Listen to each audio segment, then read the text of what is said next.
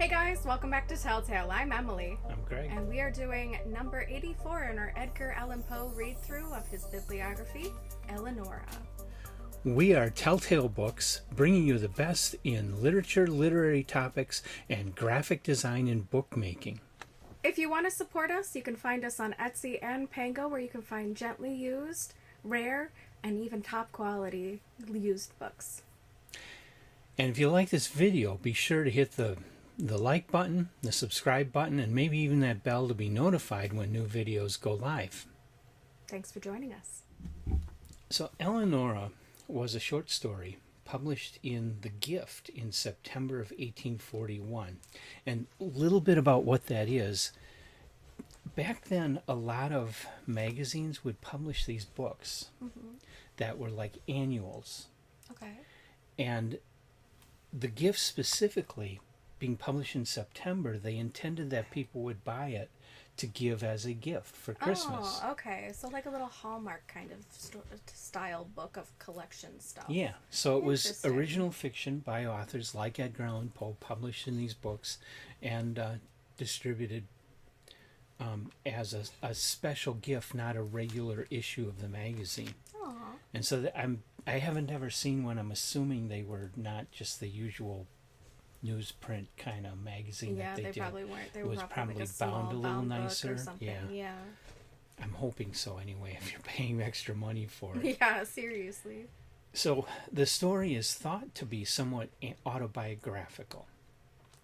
And it was written when his wife Virginia first became ill.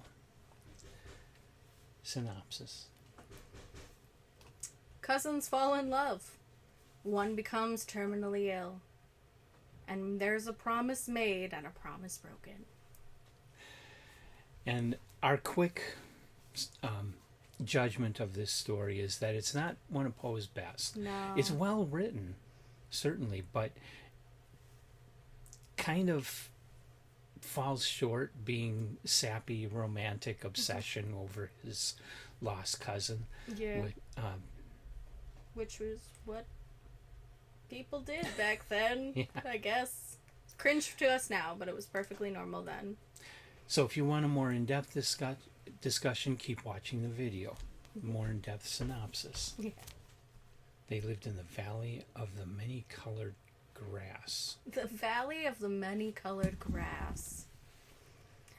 So this is basically a story about two cousins who fall in love. They live in this very idyllic area, and most of the story is actually just describing this valley. And which is very picturesque and almost ethereal. I would say even fairy tale-like.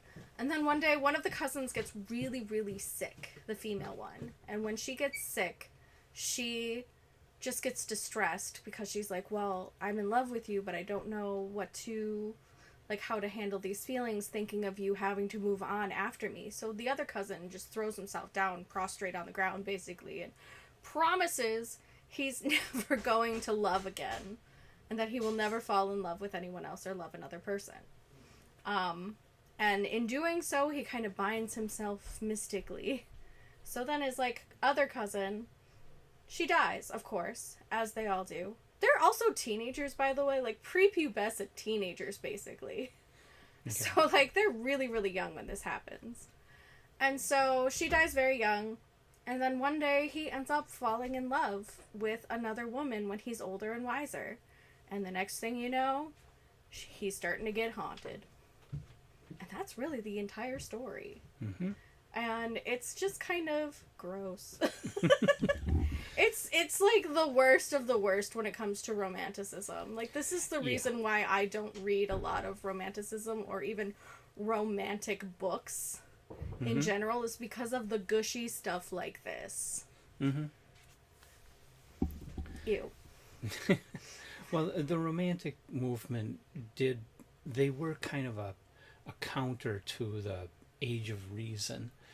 Because the Age of Reason fought against emotionalism, the Romanticists embraced it and kind of went the other way. And sometimes they went too far. Yeah. Most of Poe's work isn't that. Most of Poe's work is great. But then you have these ones where he's talking about these women. He did have this obsession with he was married to his cousin. She died young. First cousin, by the way. Like, Yeah. his mom's sister's daughter. First cousins. Virginia, what do you want? Yeehaw. So she died, and he spent the rest of his life pining for her, which was stupid. But he became an alcoholic and eventually, we believe, killed himself. Or in got a drunken murdered. stupor. Yeah, one of the two. It was clothes that weren't his. Yeah. There's still a lot of questions surrounding his death, with no knowing. There's no knowing how. Right, but he still kind of stupidly spent the rest of his life Running himself into the ground. Yeah, running himself into the ground just because his cousin died. And it's like back then, you didn't have medicine like we have today. People died a lot. Yeah, you died of a lot of fact things. Of life. You could get a cold, and next thing you know, you're dead. Because the infection was too much. There was a lot of things that could go wrong. So you would think people would have a thicker skin about it, but Poe didn't. He was a very sensitive man. The writing of the story is typical Edgar Allan Poe, very well done, but the subject of the story, the plot of the story just isn't much and is kind of sappy. It is. And there is the other point of view where we do see kind of a repeated pattern where there's like families or buildings that are connected to the land. In this case, we have an unreliable narrator where the valley starts to kind of lessen in its beauty because of the passing of this cousin. So there is a continuous theme that we're very familiar with Poe, like in Fall of the House of Usher, where the house and the family is very connected to the land, and the state of the family and the home also spreads into the land. Yeah. So we see at least those parallels like are typical of Poe. Mm-hmm. So have you ever read Eleanora? Do you have thoughts? Do you agree with us, disagree with us? Leave your thoughts in the comment section of the video for all of us to enjoy. And come on back, because our next Edgar Allan Poe number 85 is titled 3 Sundays in a Week. And this is one I'm not familiar I've never with heard at of all. this I've one, never read so it before. we're going in blind, guys. It'd be interesting. So thanks for joining us again. If you want to support us, feel free to check out our Pango and our Etsy accounts. We have plenty of really great, gently used, rare, and even beautiful books over there, so go ahead and check those out. And if you want to see more of these videos, go ahead and hit that cute little bell in the corner to get notifications. Otherwise, comment, like, subscribe, and we'll see you next time. Bye. Bye.